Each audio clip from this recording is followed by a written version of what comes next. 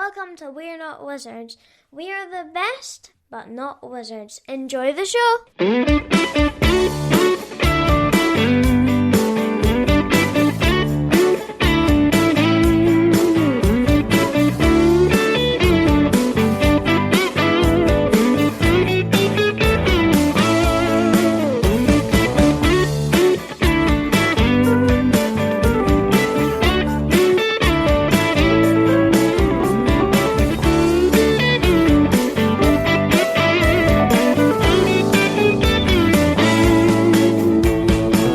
Okay, and all that does is that gives me hopefully two peaks on the thing. So now all the disconnect and the pauses and awkwardness will be intentional, not technical. Yes.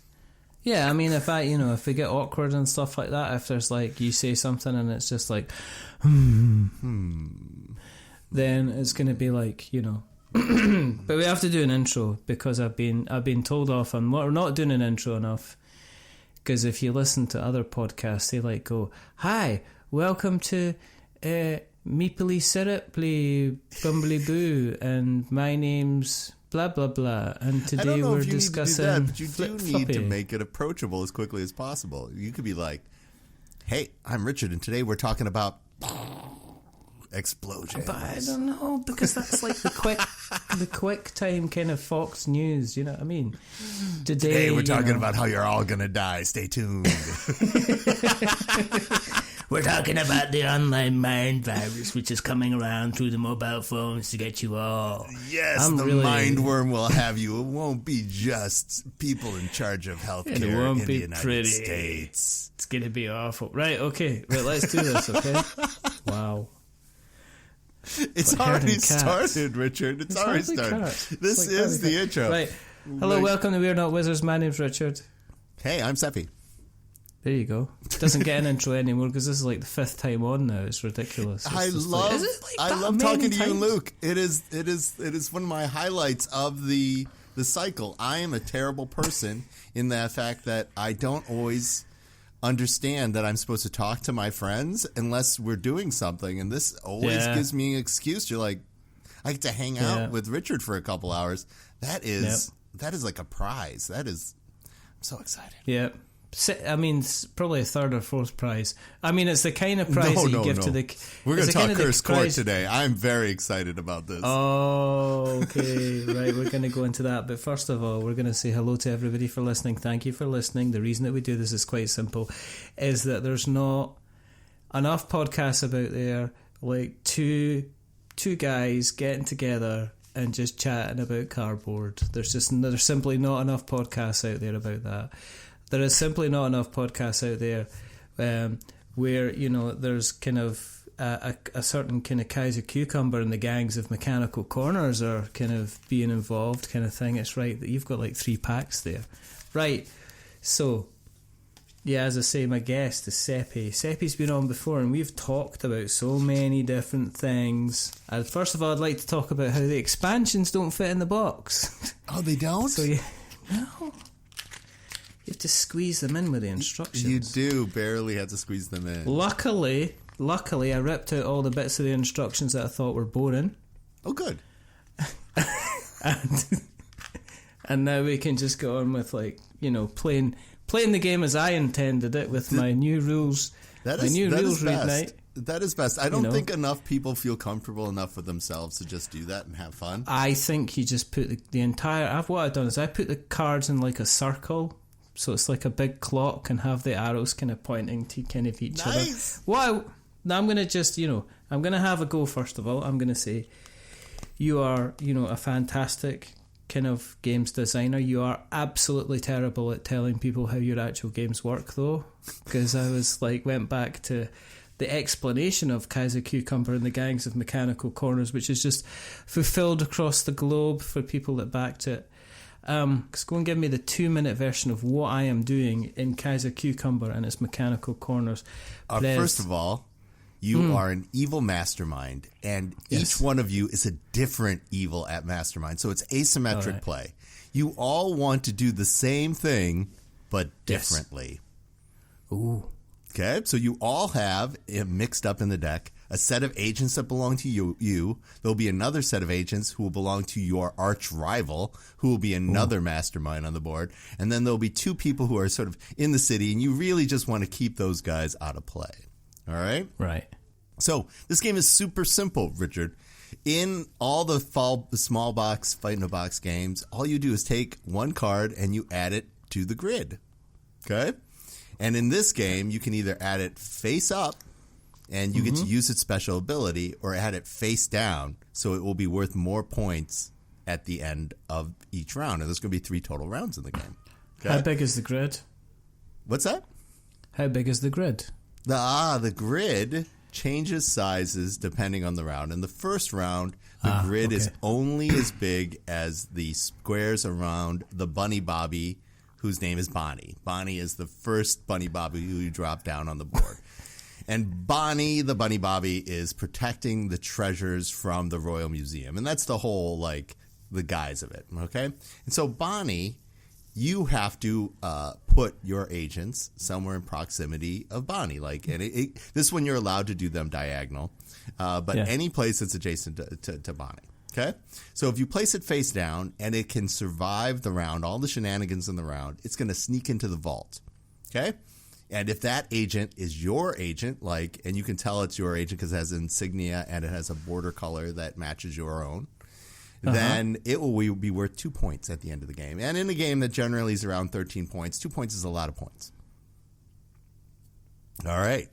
Now, if you play any of the other people around it who are face up, then you get to use their abilities. And their abilities are like swap, rotate, move, all that kinds of shenanigans. And so you're moving not only the Bunny Bobbies around, moving where the treasure is and the grid is, but then also manipulating where some of the characters have arrows that will send people back to the deck, and then some directly to Huskow, the jail.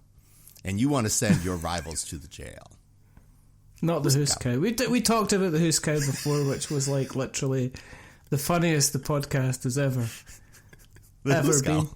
The Huskow. Yeah, absolutely. You keep the Huskow, basically. Yeah. So did I do it in 2 minutes? Did I do a better service? It doesn't matter. The thing is now, right? And the good thing about this is it's now recorded, which means it's in for prosperity or posterity. I don't know words. I don't know words. Why words am I, hard? Rich, words hard. Words hard. Words hard. But it's there, which means we can reference this, and then when people are looking for an explanation, they can go, let's go to this explanation.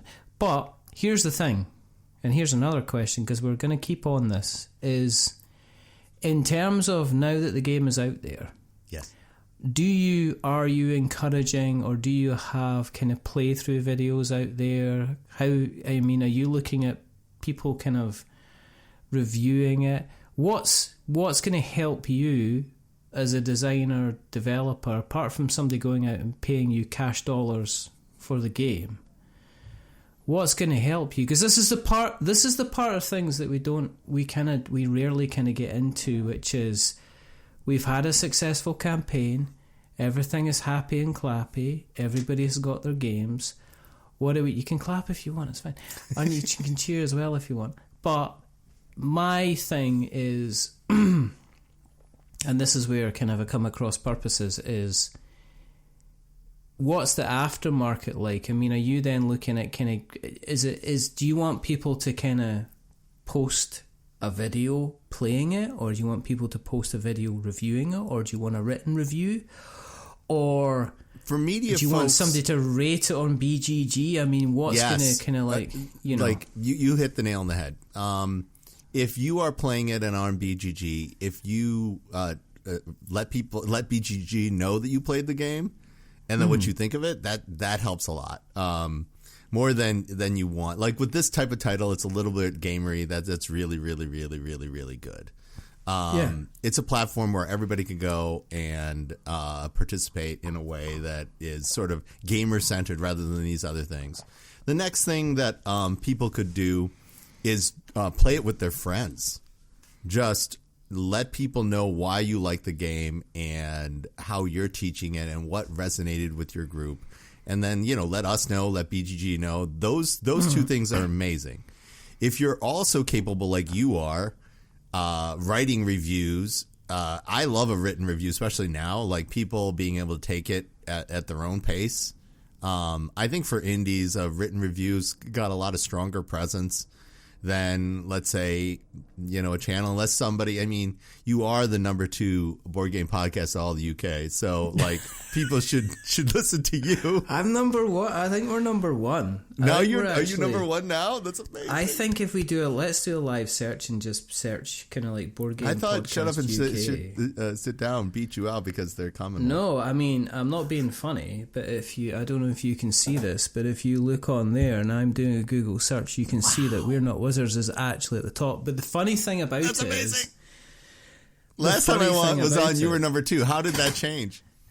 I don't know. I just think that Shut Up and Sit Down. It's really funny because if you look at the AI overview, it says popular UK board game podcasts include Shut Up and Sit Down, known for witty reviews, We're Not Wizards, focusing on the hobby, Polyhedron Collider for general chat, Bush's Board Game Thing for enthusiastic takes, and Whose Turn Is It Anyway?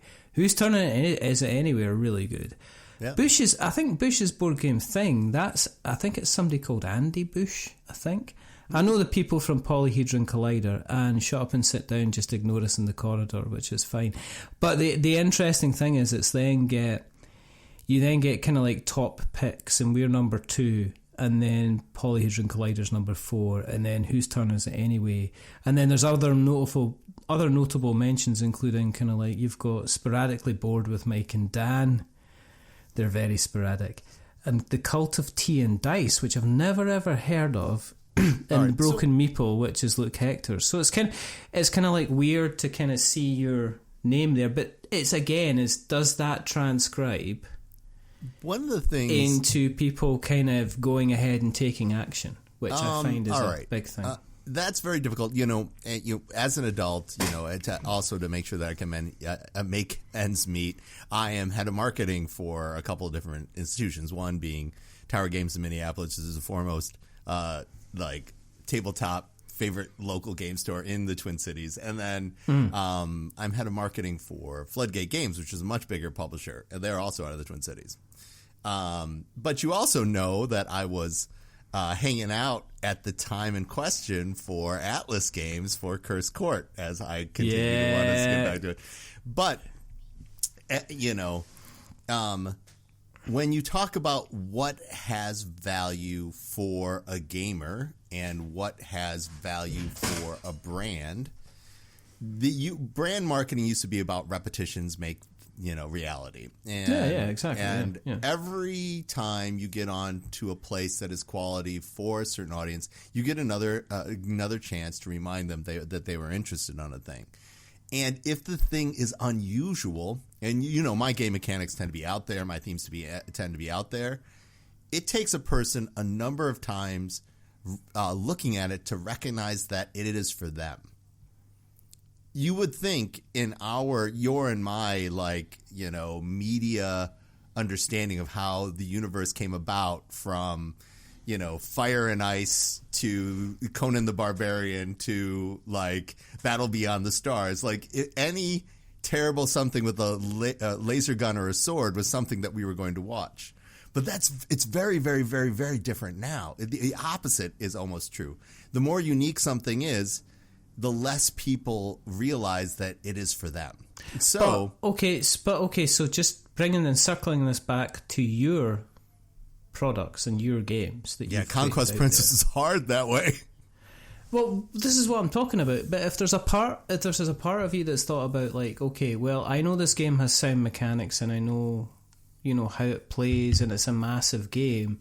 Has there any part of you that's thought about, should I not include certain parts of this or changed it slightly in order to mainstream it a bit? You know what I mean? First experiment in that, and it is going very well, is Puppies or Poop. Now, Puppies or Poop is a reskin of Squirrel or Die. And now, if you're looking at this, if you guys are watching the YouTube version of this, you can see this is an edgy masterpiece. We're not recording video, so you can show them all day. So Describe it for them, Richard. Use the power of your words. it's like there's like a lightning bolt coming down past a window. There's a rail. No, it's the side of a house, and there's a dog. That's a squirrel. It's a squirrel. Oh, right, it's a squirrel because it looks like a dog because your images, your camera is like a bit blocky. So I'll tell you what it looks like. It looks like an Alsatian dog eating an apple standing next to a big brown bush, and there's a lightning bolt coming down and hitting his tail. Now, the other thing, right? All right, so is that an ice cream cone to the done left? Monochromatic with like red accent lighting, and it is, it is violent. Like, it is made vegan children like bawl their brains out. Like it. And so we made a more approachable, same gameplay. And instead of squirrels dying, we have finding Jack and Neil, who are real dogs, Jack and Neil in piles of leaves in autumn. And these two are functionally, I think, 99% of the same rules. I think there's the tiebreaker is different in this one. Yeah. And so, but as an indie and its various versions, there's also a cryptid version of this, which is Squatch and Seek. We sold 20,000 copies of this game in its various forms. Okay, but how does that then reflect then in terms of financial stuff? Is that a good number, or is that just like, is that an okay number? Is that ideally I'd want 20,000 a quarter or something like that, or 20,000 a week? For an indie like me, anything that's over 3,000 copies is a massive success. Wow, that's really good then. That's really good. Yeah. But it's a big deal. But taking it back to say to Conquest Princess, would you would you take Conquest Princess and then say, okay, let's make this more sci-fi, armor, androgynous characters, dressing them up to almost be kind of like what you would call your stereotypical kind of space marine going against the big bad, as opposed to hello flourish. Right, so let's talk about Princess. Princess is a fantastic game. It did win a Game of the Year from like Hungry Gamer. It is, but it is way out there. Like the movie Barbarella is way out there. So, but the number one problem, as far as me being a publisher, I mean, the title is amazing. It sold a lot of copies. Like as far as an indie goes, I think we sold 900 all-in copies. It is an indie darling, right? And it will sell out of its print run, especially with the new expansion, the final expansion out of the box. But the actual problem with Princess is its business model. People would have taken a lot more chance on the zaniness if it was, $30 or $40 instead of, like Jamie Stegmaier talked about Princess. He loved it in 2025. It was his favorite game mechanic, January, right? Yeah. And so the issue with it is people knowing it's for them, so that's the art style and the character style, and you're talking a little bit about that, but mostly it's the business model. The next time we do Princess, and we probably will if we knock on wood, if we get the opportunity to do it, it will be like Final Girl. You notice that Final Girl also sort of changed how it published its pieces parts. So Princess. Well, I mean, it's literally like a video cassette player with you're buying VHSs. I mean that is its kind of its business model and how it kind of fits into the whole genre. It is 1980s kind of slasher VHS movies. It divided up the stuff into really bite-sized bits that you could buy. Taken. You're not required to go all in. You're not like. Princess is like, hey, I'm going to, Jamie was railing on me about this. He's like, hey, this person designed 4 games and put it in one box. Yeah. Like, this is crazy. Like, they should have done that. Do you regret doing that now, though? Is there any part of you that kind of thinks, well, actually, I should have maybe grabbed myself by the lapels and said, just slow down a bit and let's put this out kind of like a different way? The actual regret was me not knowing that the market would turn radically. Like, if this was 2 years earlier, despite all the like hate groups, like protests and all this other kind of stuff, Princess would have been on track for like being where people wanted to buy. But it was 2 years too late. And so me not knowing where things were going and making things faster is more the regret than me deciding to do it that way. Does that make sense? Yeah. It was a 9-year project. I ended up getting tunnel vision. It really is weirdly sort of like this catharsis of me transforming from personal tragedy to trying to be resembling a real human being. Because, there's my, me being homeless, and then there's a lot of things going on in that period of time, right? And so, yeah, there's a lot going on. And so for a lot of reasons, the history of Fight in a Box is my personal life, interfering with the business success that I should have been having. So, okay, with things being a little bit, I mean, I'm not saying things are stable, because things that are very far. Stable is like a dot on the horizon at the moment. My fault, though. No longer within my arm's reach. Yeah. I mean, it's not like you don't have to take responsibility over anything nowadays, because, let's face it, why would you? You can just look out the window and go, well, it could be worse, it could be them. Yeah. Whew, sometimes I am them, but yes. But with the stability that you have now, and these, I mean, I don't know why we've gone down to hard-hitting questions, because we're normally talking about, do you remember this, and this? But at the same time, you are it's like nailing jelly to a wall when I'm talking to you sometimes, and you ask for that sounds hot. I have Talk to me more about it in your accent. Very, very specific, kind of like a blancmange almost. But is a part of you now that's okay, with the stability that's here, and with you now doing kind of changes in the game, so variation, different parts of the games that you're putting out there, is a part of you that's now looking at, well, the next game that I'm going to make, I have to bear in mind that yes, there's going to be the Seppy version, but there's also going to be the Seppy Sunday name version, and the Seppy going out and meeting meeting friends I haven't met for a while kind of version, kind of thing. That's an amazing question. I like that question a lot. How familiar are you with Simon Sinek? I'm not. Okay, so Simon Sinek was the guy in the early aughts who helped describe why the Apple brand had so much influence on the people that enjoy it, or are cultists or super fans. Why does the Apple brand have so much oomph for its following, right? And since then, he's continued to be like a leader in branding and corporate ideology, and now he's sort of been tackling generationally, how do you get a corporate culture that works for everybody and other stuff like that. And in that is the question of why. Simon, and this is an interesting exercise. I'm not saying this is a true Bible truth or science truth or whatever truth that you want to be, but it is a very interesting exercise. And he's like, hey, by the time you're 20, what actually will motivate you or make you feel fulfilled in any project of length is set. And if you know what that is, you will be more successful in the things that you do, and you will be driven in your career and in your personal life for happiness. Understanding what your mechanism actually is.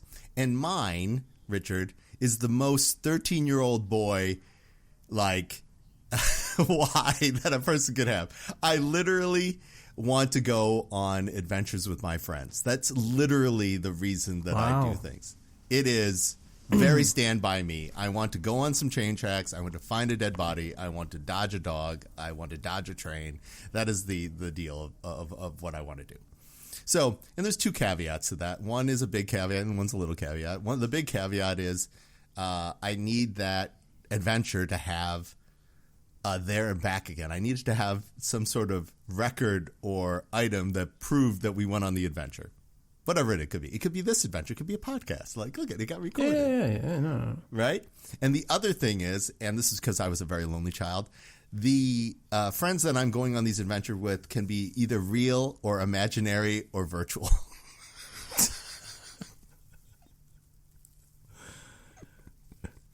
So, to your question of, will I make a different version that's just for me? That has everything to do with the why of my creative director. My creative director is Mark. And Mark is the artist for these. He also is our primary writer for our RPGs, like the Mechanical Corners RPG. And his core why is, I can only make things that I believe in. And I am not satisfied if I am not doing that. Wow, that is a big one. That is an actual big one, because if you lose belief halfway through a project, it doesn't matter how close it is to completion, but if you lose belief in that project, then it's really difficult to kind of keep it going. The adventure one is rough too, because I've had multiple things where like my partners checked out and left me with, where like I ran a queer youth magazine in the Twin Cities. I had 10,000 readers in the 90s, for example. And .com swept up all the rest of my partners, and I was left doing it myself. Well, we had a readership. We had a whatever. But since I was left to do it on my own, suddenly I was like, I guess I'll get swept up in .com money too. And so that's what I ended up having with that. Like the adventures in the Navy for Don't Ask, Don't Tell, for myself, I was going to write this book. But then my boyfriend at the time decided to go do something else. And suddenly I am alone in the service. And I'm like, okay, I'm out. Well, literally and figuratively. And I don't know why I mean, if you're asking me why I do this, and you're probably not asking me why I do this. I am literally, can you pin it down in all the things that you've done and work this? The stuff that I keep going? Yeah. Like the stuff that continues fulfills you. Yeah, I would like you to ask that question why. Okay. And realize that you're going to zoom in. You're going to ask this question once, because I think my answer started like Mark's, but then I realized that wasn't exactly true. I think the reason that I do it is to get maybe...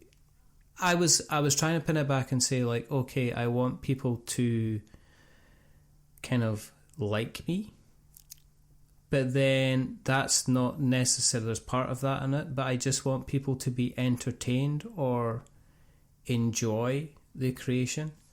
It's like I have a habit, or I have, it's almost a tradition now, where it's only for, like, it's for members of families, the young members of family, and it's my brother's kids, and every time one of their birthday comes up, I get them a present.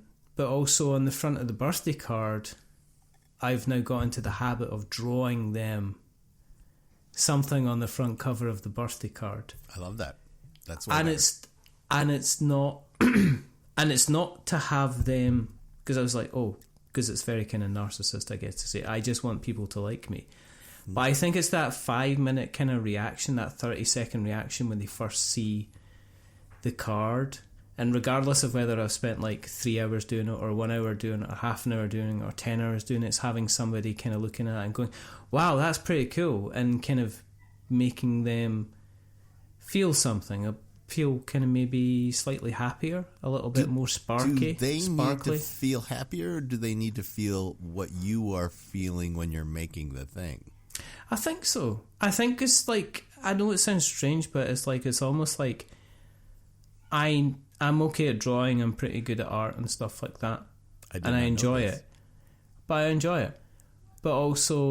the same time, I know that there's people out there that, you know, you could give them art lessons all day and they would never ever, you know, it's not something that kind of, but I like the idea of creating something and giving it to somebody, and somebody going, oh wow, that's pretty cool. But not for them to go, oh, I could never do that. And it's like, it's not about that. It's just like them going, oh, cool. And also something unique that's just for them.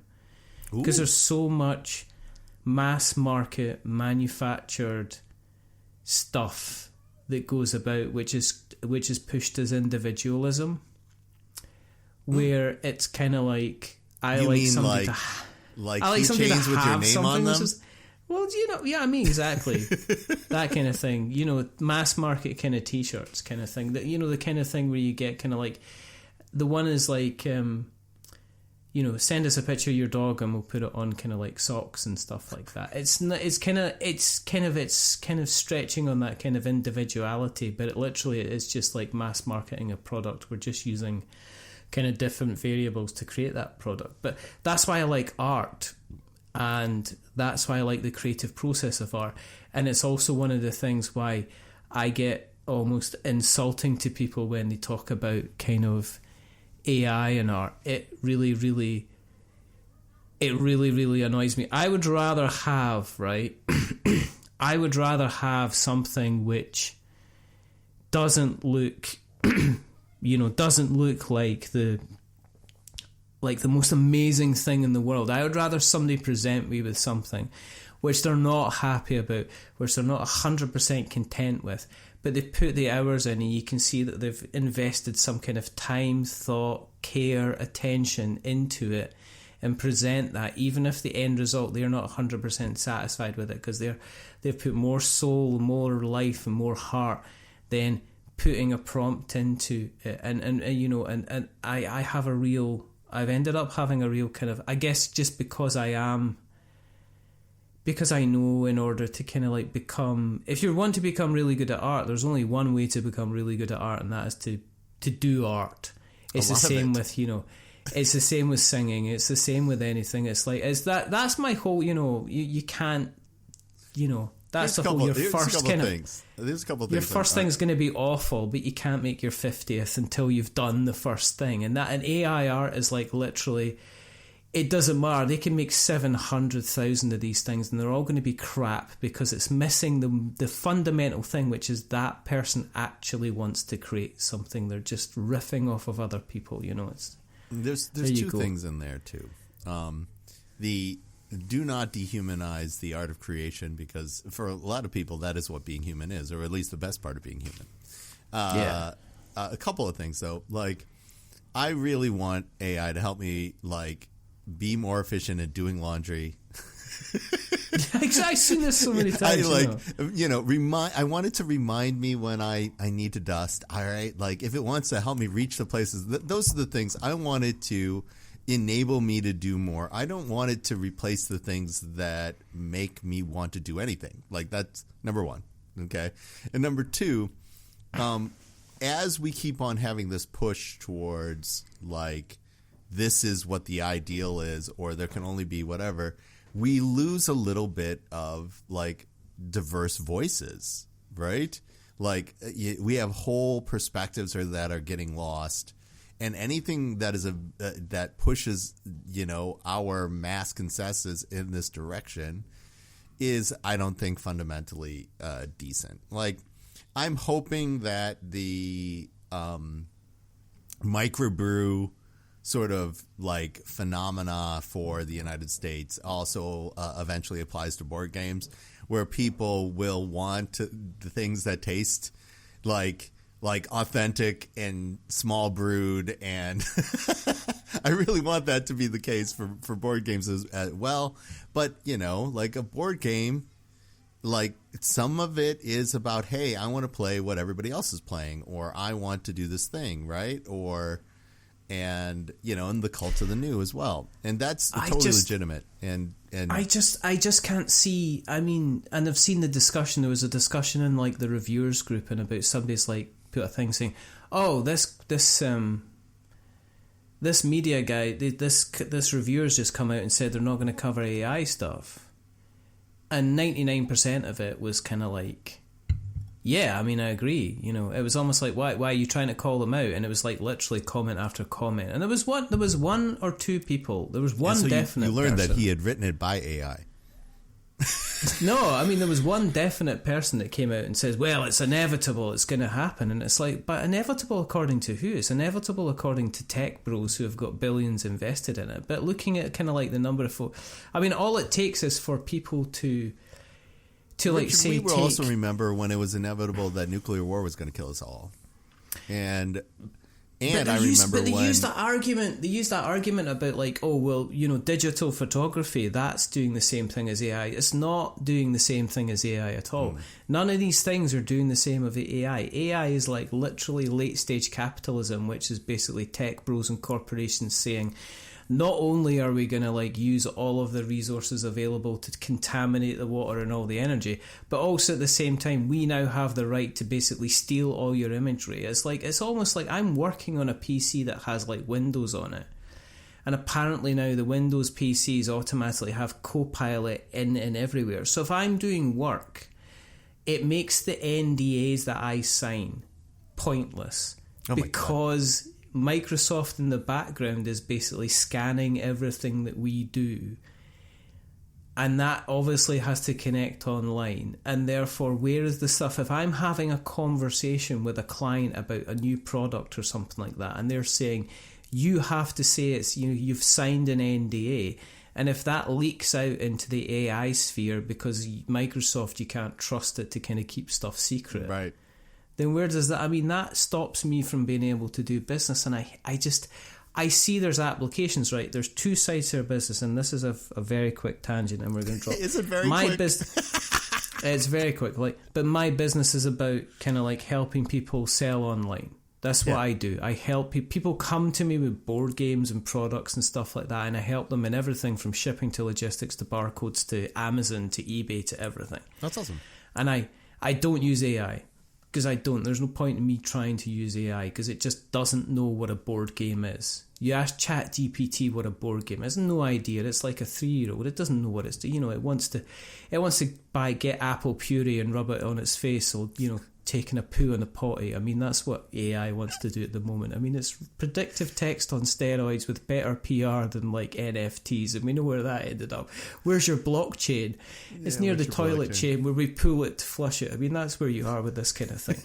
But the guys that are programming it, they use AI to help them with prompts and stuff and lines of code and stuff like that, under the caveat that they then double check every single bit of code. Well, because they have to double check it. Yeah, the people using AI where it's both good and simultaneously bad. It's for like, hey, I have a new client, I have to get all their stuff in a meaningful way up into this new system and then online and available. And there's a lot of automations to do that, especially if you have a framework available. You're lifting up all this stuff, and this used to be the work that we give somebody who just graduated from school in computer science. All that work has disappeared now. It has all been done by AI and so forth and whatnot.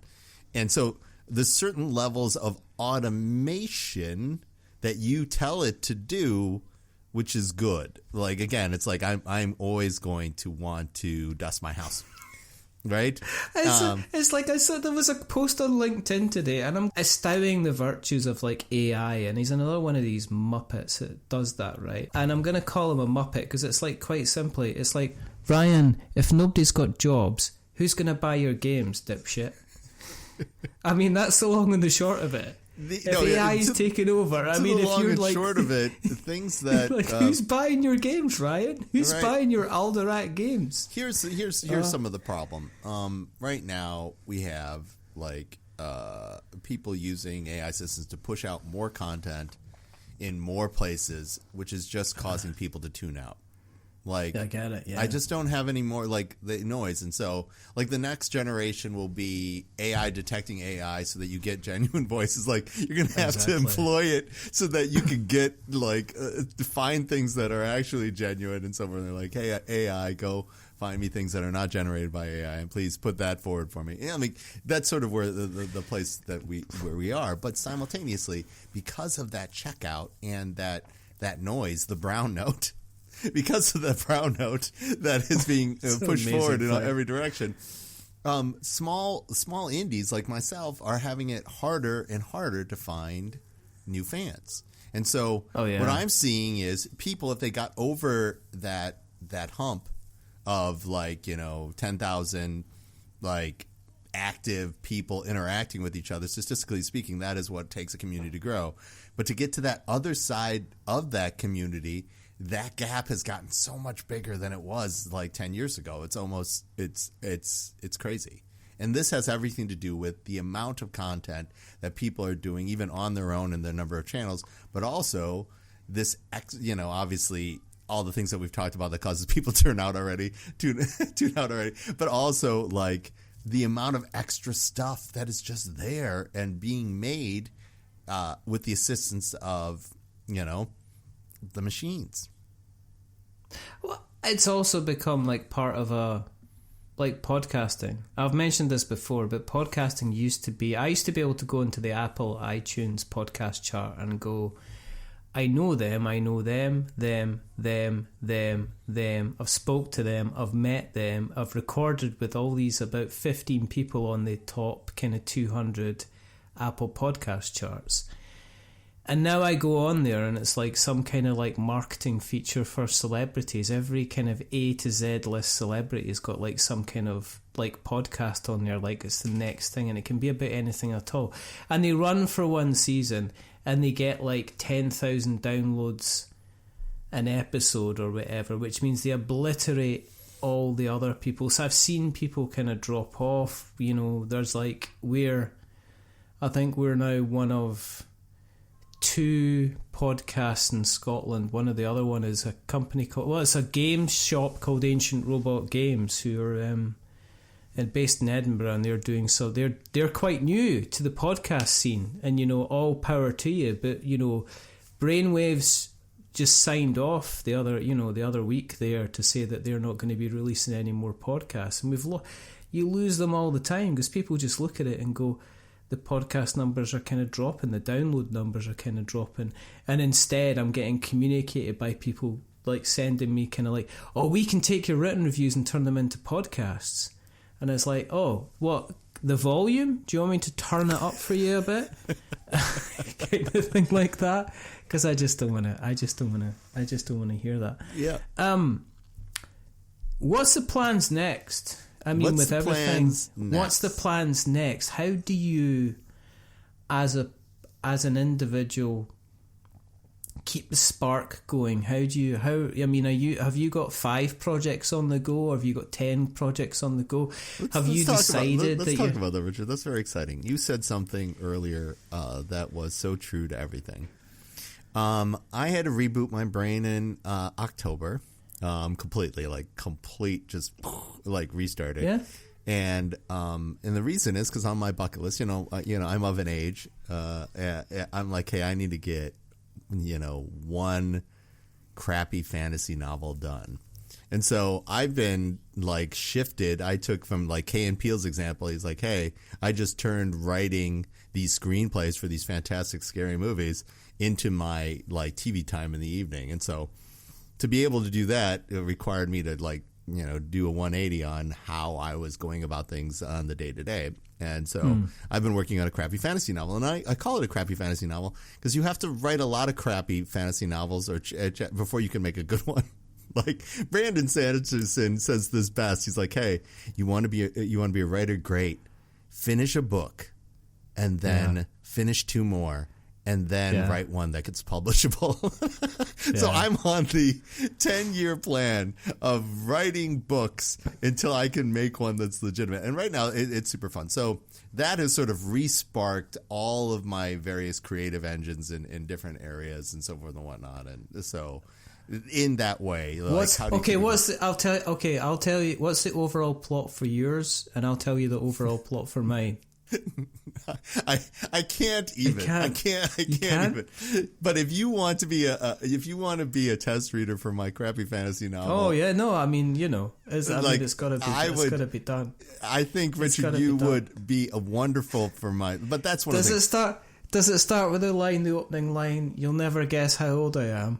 No. That sounds like crap. Anyway. Like, what kind of character is like that? No, absolutely. I would love you to see, I would love for you to be a test reader for this particular project. That project simultaneously, like getting my mental ducks in a row to be able to sit down in a way to do a creative endeavor and find it uplifting and innovating. You can tell I've been writing a lot if I'm going to use the word innovating. I thought that was sticking a tube down somebody's throat when they were choking. I guess that's why. There you go. Not innovating. That is not what innovating means. Okay. But that being said, so like coming up for Fighting the Box, obviously we have to do the road tour for Kaiser Cucumber and the Gangs of Mechanical Corners. It helps that Mouse Cheese Cat Cucumber is in its second printing and doing very well in its second printing. Like right now we're in a weird place and pushing Puppies and Poop. And Puppies and Poop is like, it's a really solid release for us. People are like very excited about the puppies and doing that kind of stuff. But so like finding new and inventive ways to communicate like why this is exciting and why people want to get on board with it obviously is an enterprise. But that is not why I do what I do. I do what I do because I'm excited about making new experiences that are just a little bit insane, but more importantly, going on adventures with Mark to deliver these insane experiences to everybody. So the big announcement for you is for Zine Quest in February, we are doing something called Barkane, the RPG you play with your dog. It is a journal. Barkane. Barkane. Barkane. So Barkane is a small journaling RPG that helps you connect with what your dog is doing and you connect with your dog more. And so you get off your phone when you're walking your dog and you go on little adventures with your dog. It's a little your people, you can't see if it's like a little size, whatever. It's got a little pencil and you're doing little things on your walk and and it's just a hoot. It's ridiculous. And so it's the RPG you play with your dog. So, we're doing that. It's a zine quest. It's going to be a tiny little. There's going to be a lot of experimenting. It's going to be like college all over again, Richard. It's going to be a lot of experimenting, and no commitment. That is what we're going to do. That's the main thing. No commitment, and a lot of experiment. It's about slowly staggering about at dawn with some dog you picked up. Well, yeah, let's get as dodgy as we can. Like, seriously. But so we're going to do little things that are going to bring joy. And if they catch fire, great. If they don't, I made an RPG that you can play with your dog. Okay? Simultaneously, then, obviously, because Princess is fantastic and we want to close the doors on that epic adventure, because it's a trilogy. The final installment of Princess, which is Conquest Princess, The Fashion Menace, will come out. The Fashion Menace. Now, The Fashion Menace is interesting because if you talked about the reboot of Princess, if I was going to do a reboot of Princess, I would start with the Fashion Menace episodes, which are fundamentally more approachable. Like, Princess is a deep dive and it is super thinky and it will melt your brain, especially Night of the Necropede. But the Fashion Menace are approachable, quicker to get to the table, super fun. Yeah, and when I redo all the Princess stuff, those things will probably be the building blocks that it starts with, and then it leads back up to the other adventures. That's probably what happening. So that's happening. So obviously more Princess is obviously insane, and then the last one is called Naughty or Nights. It's a party game of epic euphemisms. There's no seriousness here. There's no, there's no. The gameplay is serious. You played Princess. Princess is a serious game. Oh, no, Princess, no. But I mean, I can't even begin to understand where you're going to go with this latest game, though. I mean, what? Naughty or Nights? Yeah. Oh no, it's great. You and Luke need to play Naughty or Nights with me when that comes out. That one hasn't scheduled. Barkane is for February. I will let you know more business about Naughty or Nights. But Naughty or Nights is coming.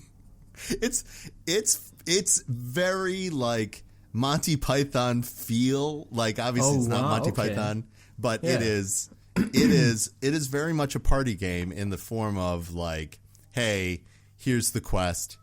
Here's how you finished it with an epic euphemism, and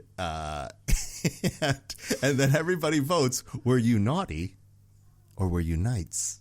Oh, see, you've got it. The sword that you use has got to be called the epic euphemism. The epic euphemism, and you get 5 points if you can pronounce that word.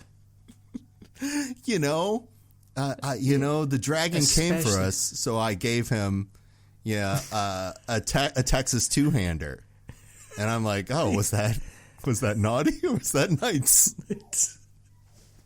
That's just wrong. That's going to be amazing. That's going to be fun. This is silly. If you want a game to play with people and pints, this might be it. It's ridiculous, and it plays pretty quickly. Like our play. When's it going to be out? When's it going to be out? We're probably going to crowdfund it, probably with the Fashion Menace, because it has a fashion component. Like you win the game by being either the most chivalrous or the most saucy dressed at the end of the game. Okay. So you could have somebody in full Black Knight regalia and then wearing fishnets, and then you may lose because no one's going to take you seriously.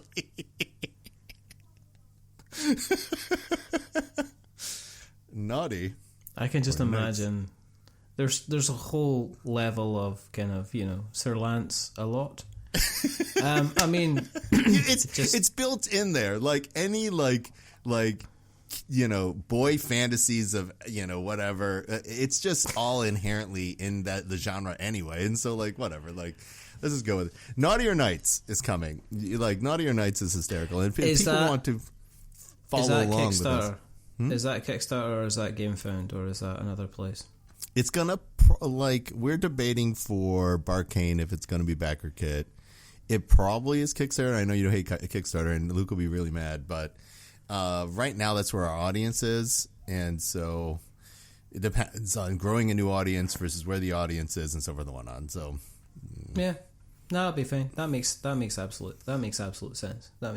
Now, like Luke has been stand up during this whole thing. I love that guy. Oh, he always is. I mean, first thing in the morning.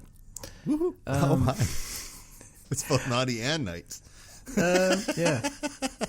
Did I meet your expectations with my new creative projects, Richard? That's just ridiculous. Yes, of course you did. Always time, every kind of single time. Do I still surprise you? No. That's kind of put to the win. I'm having a real trouble kind of like focusing on kind of consuming kind of film type, well, not film and TV kind of media. I don't know if it's down to the fact that I'm kind of like I'm in a bit of a writing thing, and that's good. The creative brain has been fired again, but I'm like watching stuff on the TV, and it's almost like I'm second guessing what's about to happen. And it's kind of like, will you just get to this bit, please? Because I know this is definitely gonna happen, and I'm getting a bit of kind of fatigue. I'm still looking for, the new kind of Stranger Things is kind of out, and I'm just kind of like, oh, okay. No. It's so funny.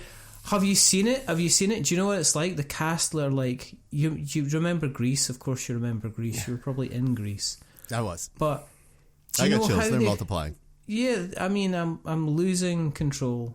But do you remember that one of the characters in Grease was like meant to be a 70-year-old guy, and he was like obviously like in his mid-30s or something like that? That's like strange. That's what Stranger Things is like. It's like you're watching like kind of like, I don't know, it's like a Saturday Night Live skit or something where they've kind of got like older comedians kind of playing the parts. And I've watched like the first episode, and I can understand where it's kind of coming from, because as normal, we've discussed this before, getting a project kind of greenlit and then made and produced, especially when it's the size of something like Stranger Things, is just like taking ages.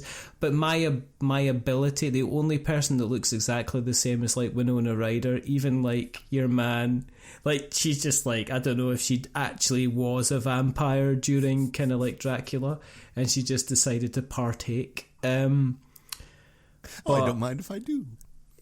But it's just like they're all like, what's his name? David, whatever. He's got divorce face about him. Oh no! After and it's just all the characters just look like 5-year-old older versions of themselves. But it does look like a Saturday Night Live skit. Is kind of like, they're just like pretending to play the younger characters, and they're all kind of going about pretending to be younger than they are.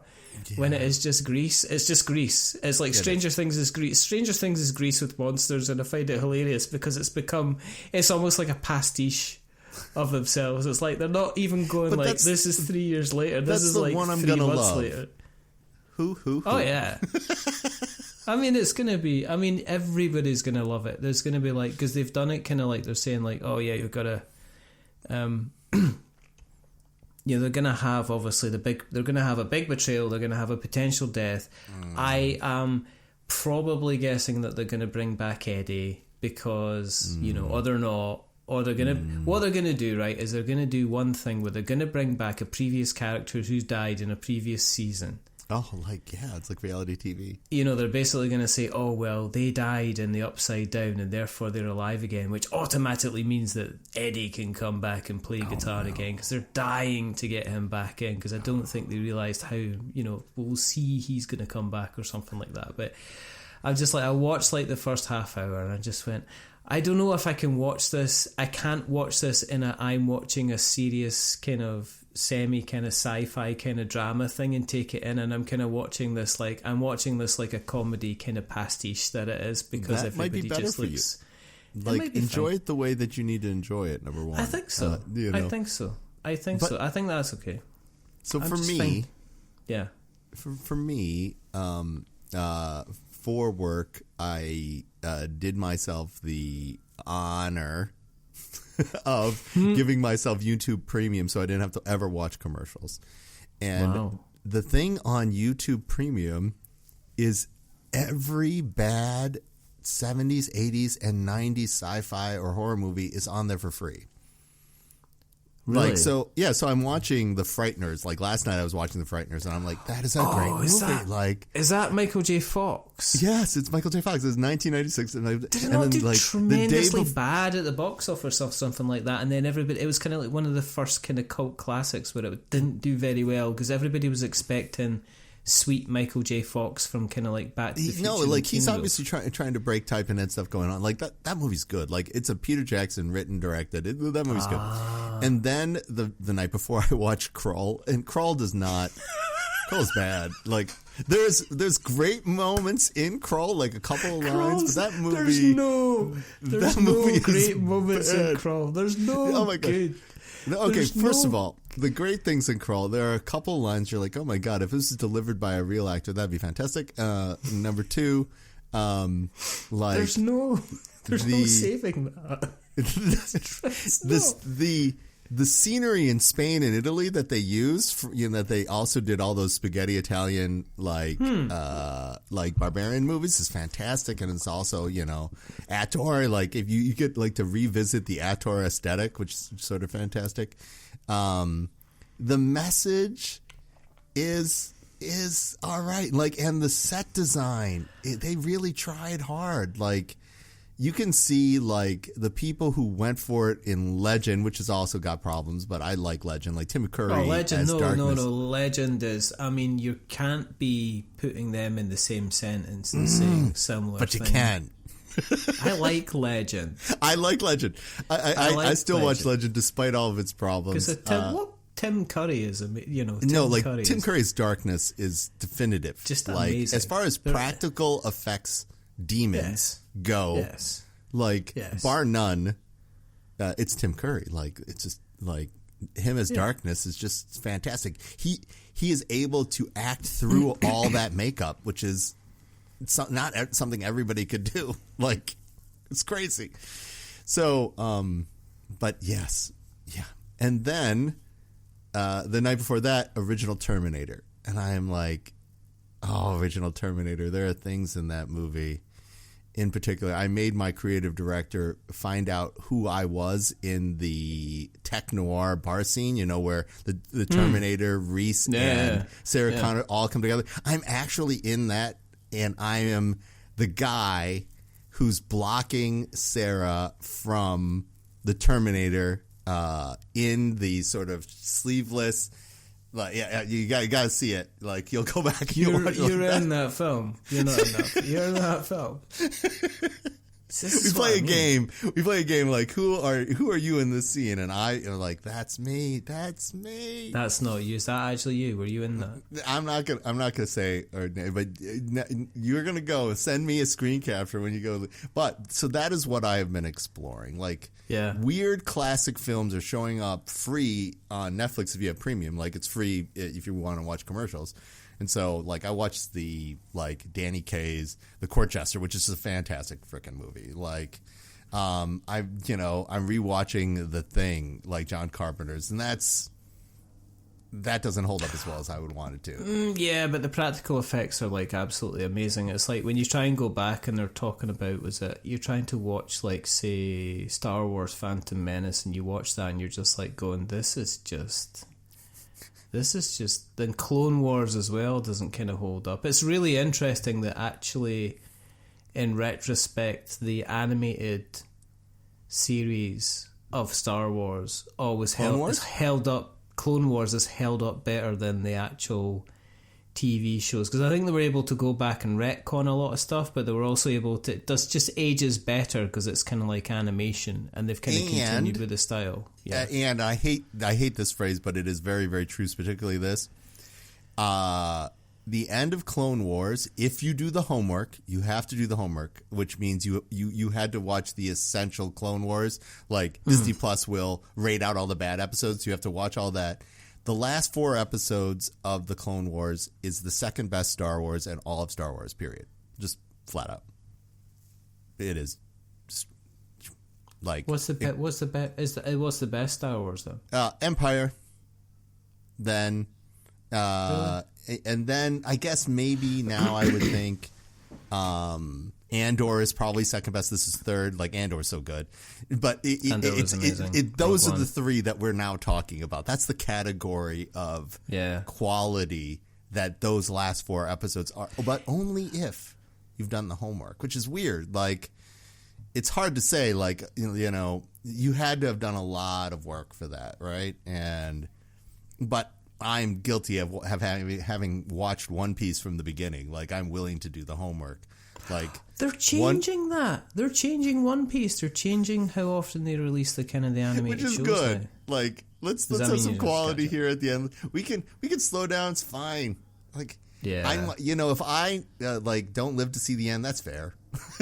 I'm interested to see what they do with the TV show. I'm interested to see how they do it. I was gonna also like they're gonna have the oldest cast on the planet by the time they catch up. That's the point, right? Yeah. Like, the person who's playing Luffy now cannot, like, at the rate that they're making them, stay young enough. Like, as I say, that goes back to my thing about Stranger Things. Is when they started them off, they were like, they were talking about young things, and traditionally what they would do is they would get the sign off for like the next 4 seasons or something, and they'd just start making them bang, bang, bang, bang, right. bang. So especially they were if they have a hit. still going. And now it's kind of like we're waiting 5, and it's just ridiculous because it's kind of taking it out. They're kind of like, oh, let's go up against Vic now, but hang on, who's driving? We can bring my my HGV vehicle because I'm now 25. It is that kind of thing. Oh, who's that? Oh, that's my kid. You know what I mean? It's like between the 2 seasons I went away and had a baby. Let's talk about a sci-fi series that did the opposite, that nobody ever talks about. And that's the comic book series, not the awful Stallone movie or the much better Ulrich, like Dredd. If you did not know this, Dredd, every issue aged as much as time passed. So Dredd is in his early 30s, and he ends up in the late, like the most recent episodes, I think the series is going to, he's 80. Like, Dredd actually aged with the comic book. Did you know that, Richard? No, I didn't know that, because if you look at like Batman, they've not really kind of done Batman. The Marvel Universe decided to fix this permanently by the universe always being the real year that we have in our life, but the characters always being fixed in their age in their real year. And they just made a canon. They're just like, so you know, this will always be the case. We will always retcon to blah, blah, blah. Like, they just made that a function of the universe. But Dredd's like, nope. No, he's going to continue to age, and I think that's kind of fantastic. Yeah, he's so old and so mean and so insane by the end. Like, he's faced off against every kind of apocalypse. I have a game, End of the Line, Post-Apocalyptic Fantasy Survival. Like, one of the inspirations, obviously, is dystopias, and Dredd actually has lived End of the Line. He has gone through every terrible, alien, demonic, nuclear, you name the apocalypse, Dredd has like either started them, finished them, survived them, avoided them.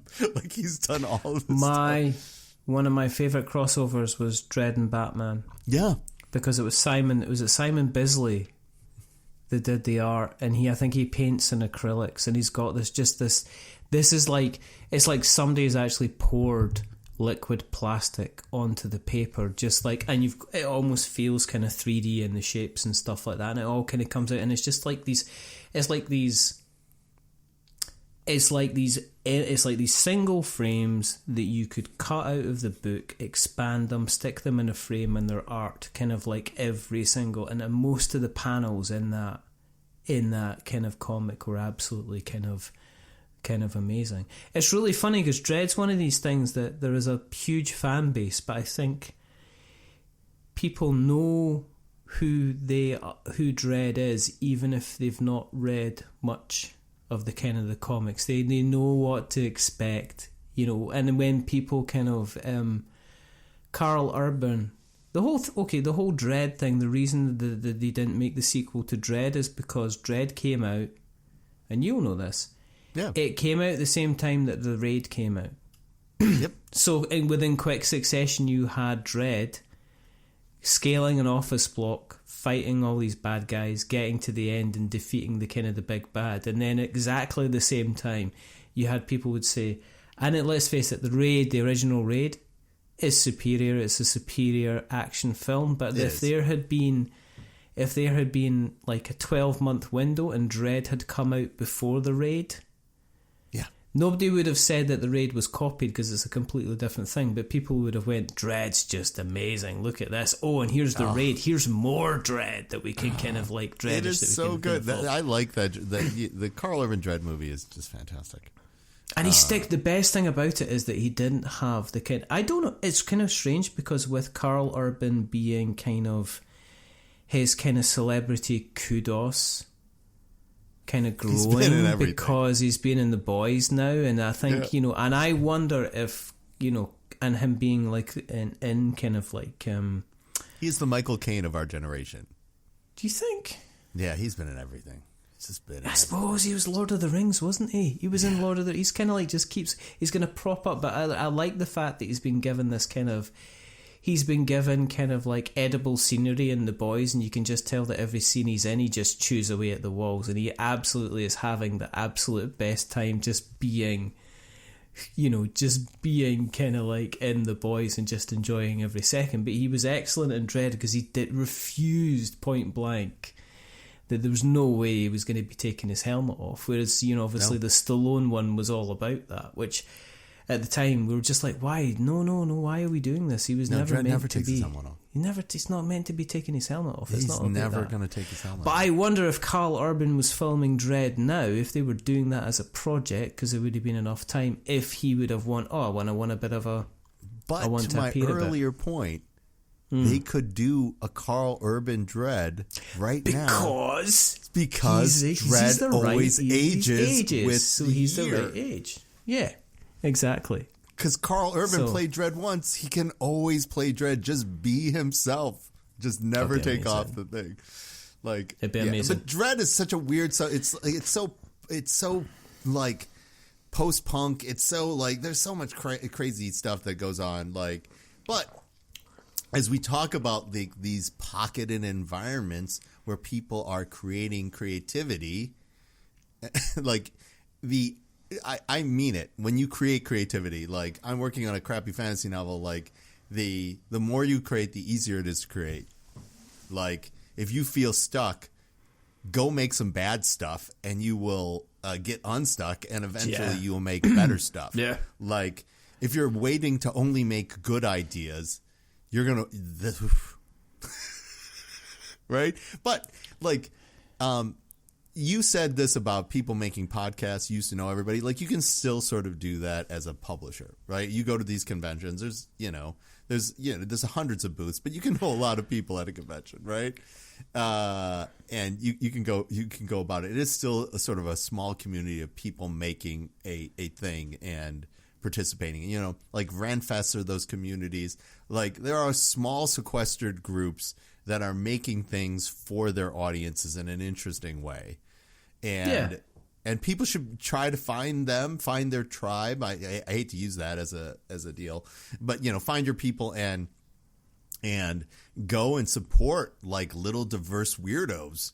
Not only because it's self-serving for me, but because it will give them the opportunity to maybe see themselves, to step into a thing, and hopefully be inspired themselves. Which is why board games are like the last bastion against the kind of the digital, you're not going to own anything kind of thing that we've seen, which is why it's so important we don't let AI in. Well, indie RPGs is the new frontier, particularly ones written by furries. But you'd be surprised. Yeah, but nobody can take. I've got this, and nobody can take it off me. Nobody can say this is no longer available. Nobody can say the license is finished. Nobody can take my copy of Kaiser Cucumber and the Gangs of Mechanical Corners and say, right, we don't want to be paying the actors a residual, so we're just going to remove every copy that kind of exists. It's not like I've got board games there that are like 10, 15 years old now. Nobody can come along and say you can no longer play those games. The best example of that, the Battlestar Galactica board game. That game is so good and will never be made again. So weird. It can't. It just. But it's still out there. It's not okay. Counterpoint: the Battlestar Galactica TV series. You try and stream that anywhere. How easy is that to stream? You can't stream that. It's easier to probably get, and this is where everybody's going to shout about, where you can actually stream it on kind of BBC or Channel 4 or something, or Netflix or something like that. But I don't think you can actually. I don't think you can actually find. Let's going to find this just now. An interesting example of that is Berserk 1997. The Berserk anime from the 90s is the best representation of Guts, and Guts is still relevant in anime discussion and hero discussions. Now people like anime fans still talk about, and they still talk about that hand-drawn version, and it's available. It's weirdly available. Sometimes it's available on YouTube. You can watch the whole thing. Sometimes you can't. You're going to find weird. It. It's like, hey, did I interact with the Silky or something, like the Headless Horseman? What just happened? But it's so good. It's so ridiculously good, but it's sort of weird to find. You can't find it on your normal streaming whatevers. And we live in a universe where we expect, everything should just be readily served to us at any time. Well, that's why it's kind of not been funny, but if somebody says, you shouldn't pirate stuff, I'm kind of like, well, it depends. If I can't own it, terms and conditions kind of. Yeah, exactly. If was it who's it came out? I don't care. Ubisoft came out and basically says, "Oh, you're going to have to get used to not kind of owning games." It's like, well, you're going to have to get used to not getting paid. Then, that's the kind of the long and the short. Obviously, we don't want to encourage we don't want to. We don't illegal behavior, but or encourage kind of piracy. But if somebody's decided that I'm not able to watch something that I was able to watch because they've decided they don't want me to watch it because of royalties and stuff like that, or they were fighting over it. Because they're insane people. I just don't get it anymore. I'm too old. I'm too old. I'm too old. I'm too tired, and I haven't got a jacket. So there we go. That seems. I'm sorry I was not filled with enough surprises. I thought me bringing my new title selection would have made you giddy with surprise, and you're no, I'm too old and jaded, and you are a lunatic, and I just expect.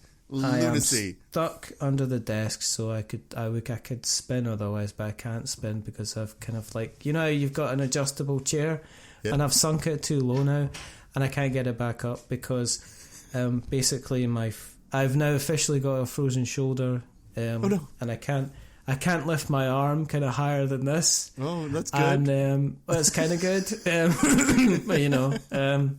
but the marches are going to have to wait. But and so I'm kind of stuck. So there we go. But you've been on the show so many times now. It's almost a case of you can get found. I love being on the show. Have me on more. I love talking to you. This is the thing that we do. You can find it. This is just we talk. This is just, this is what we talk. We talk about and we do. We talk about ridiculous stuff, and you always humor me. Like we talked about Simon Sinek, Judge Dredd, Kroll. Like, where did those three things, I mean, that's what people come here. They come here they're like, we are the ultimate kind of pineapple, anchovy, and I don't know, Vegemite pizza. People come on and they expect a joke of flavours, and they get that. As I am writing a crappy fantasy novel, I would argue that the stream of consciousness that we go back and forth while trying to still get the promotional things done is the exact model that people should be thinking about when writing action scenes in their crappy fantasy novel. Just right. You need to make the medium work its most for you. And you shouldn't write cinematically like a movie will do that better than this. But what can a book do that is inherently better than this other thing, and lean into it? And it's this elements of stream of consciousness, the fact that, timelines are fuzzy, morality, and those questions are also fuzzy. And you can explore those because you have enough time and space because you choose the rate at which you're enjoying them. And exactly. Yeah, unlike Curse Court, which people should go out and grab before they can't grab it. We never even spoke about Curse Court, did we? It was the best time. It was just the best. Do you know what? We're going to be doing our Game of the Year show. We might even be recording in the next kind of 5 or 6 days. You should have Jeff on. You should reach out to Jeff and have him on. I don't know. I'd just be fangirl. Just be like... because he loves Curse Court. Oh, it's such a good game. And understanding what makes that game great, and it's we're back to a place where poker games might now, between Balatro and I forgot which the co-op poker game is. It might be time for him to flip Curse Court back into Promise, because people are ready for that game now. 10 years ago, people weren't ready for that game. But people might be ready for that game now. It's the ascendancy above the table. Yeah. Even the people that you didn't expect to turn it into above the table game. That's the brilliant bit about Curse Court, because it starts off about betting. And I'm playing this, and I'm playing this card, and then I'm playing this card. And then you get to the point in the third round, the third turn in the first round, where you're going to flip the card open, and this has happened multiple times. People give it a little drum roll as they turn the card over. Ooh, it's excitement. What's card's going to be there? And then you realise you realise whether or not things have worked or things have not worked. It's just like this. When it played it on Friday, it was two people I didn't expect to really enjoy the above the table element, and as going into it was quite analytical, and people were obviously making decisions. Let's describe this a little bit more for people who might not know what's going on, because you and I know, because right. So Cursed Court is basically there's a grid 3x3. It's got 9 different characters in it. Around the grid, you've got little spaces that you can put. It's got a row down the centre, a row down the left, a row down the right. A column. 3 columns, then it's got corners, and then it's got each of the outside corners or each of the outside edges. And what you're doing is, as you play the game, you're going to be revealing a card and then revealing another card which will have a character on it, and then you'll keep revealing cards as you go. But between the players, there's hidden information that rather than every player having their own card, they share a card between themselves and the next player. And that also has one of the characters on it. So you get this kind of partial picture of what character cards are drawn on that round. And what poker hands are going to come up on that grid. Exactly. And where these characters, the alignment of where these characters end up decides what points are going to be scored. So if you draw the 3 character cards which run along the middle, and if you've placed your coins in that space alongside your little crown, then now you will only score one person points. Can control a row, column, or diagonal, and exactly. and you do this by a pure betting or bidding mechanism where the largest person knocks out the next person, and to knock out the person after that, you have to double their bid. And so this is a crazy game. Like, if you want to understand why bidding/betting is its own mechanism and own genre of the game, very few modern games with a modern feel explore this in a way that's approachable to nerds. Like, normally people are like, oh, that's poker, and poker's meh. And it's because they do not understand the nuance of what is going on. This game helps demonstrate that place by place and gives you enough opportunities to understand the dynamic things that end up happening on, like, Texas Hold'em tables and other kinds of stuff in a way that like nerds could appreciate. Additionally, it is one of the few nerd games you can actually play as a cash version of the game, like, and it keeps its own sort of thing. There's a betting variant for the game that you can play and so forth and whatnot. Andrew is an incredibly nice guy. He's the designer of this. The first year he came up to, like, Protospiel, Minnesota, so it's a Protospiel alum. Literally, it is a bridge from your world to my world. Richard. So when you posted that picture of that, I was like, oh my God, Richard's in my backyard. Where are you, Richard? It was so, I can't honestly, I've got the Game of the Year show coming up. I can't really talk about it any more than I've talking about it, because people are going to go, I'm guessing where that's going to come in the list, because it is that kind of thing. It's so weird, and it's like a 2015 game. Like, it's crazy. Yeah, but the illustrations are really nice, and the chip quality is really good, and the components are kind of really nice. It has those crowns that if I stabbed it into your eye, I could remove your retina. I could remove your retina. That's exactly it. It's literally just like some kind of scene out of Judge Dredd. It is seriously. It's like a Clockwork Orange, like that thing prying open your eye. It's like, oh my gosh. It's like retinal. It's like Demolition Man. Yeah, we're gonna have some Milk Plus with this game. It's gonna be fantastic. No, it's so good. So yeah, Curse Court. I can't talk about how good it is. Let's not.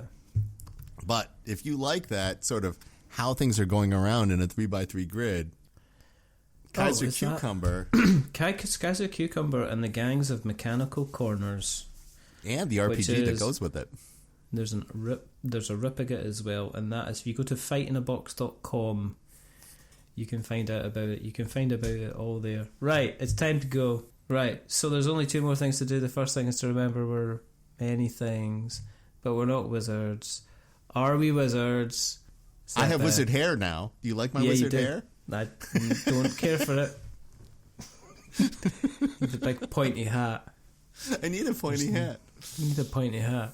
Yeah. And the second thing is to say goodbye. So it's a goodbye from Seppy. Say goodbye. Goodbye, Seppy. It's a goodbye from me. Remember, stay safe, roll sixes, make something awful, and stay spicy. And go to your normal places. We're not wizards.co.uk and we're not wizards.com, and you'll find us at all the different places with worn out faces, bright and early for the daily races. But until the next time, goodbye. A wizard is never late.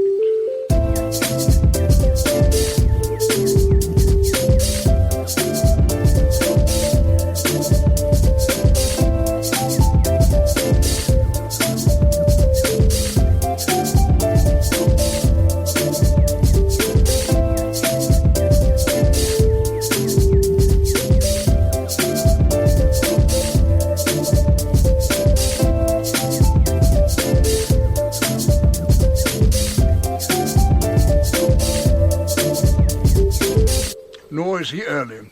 He arrives precisely when he means to.